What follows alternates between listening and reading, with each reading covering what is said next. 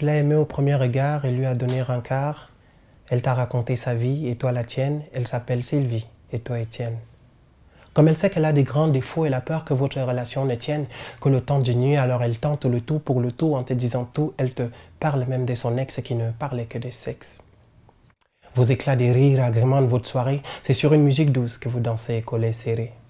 La semaine d'après, vous vous envoyez des SMS. Son cœur est en détresse, alors il t'envoie des SOS. Sa prudence t'observe et conclut RAS. Alors elle t'offre son corps et son âme, son amour et ses armes. Pour toi, elle pourrait même vider ses larmes. Elle te trouve séduisant, attirant, élégant, bref, elle trouve que tu as du charme. Elle ne te refuse rien, même pas des nuits entières. Et toi, tu le prends très bien, tu oublies même tes rombières. Elle raconte à ses proches qu'elle a rencontré l'homme de sa vie. Et toi, tu racontes au tien que tu as rencontré Sylvie. Elle porte même tes enfants et ça lui pèse, mais tu l'apaises et tu l'épouses. Mi, amour, l'amour, alors l'amour encore. C'est l'histoire de deux êtres qui s'aiment à la folie.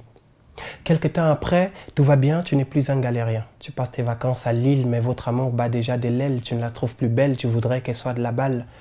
Elle fait tout pour te plaire, mais tu préfères à nouveau tes rembières que tu rencontres tous les soirs autour de bonnes bières. Elle te rappelle votre histoire, mais tu fais la sourde oreille. Elle pleure tous les soirs, mais tu campes sur ton orgueil. Elle a fait de toi un battant, mais tu bats sur elle sous une pluie battante.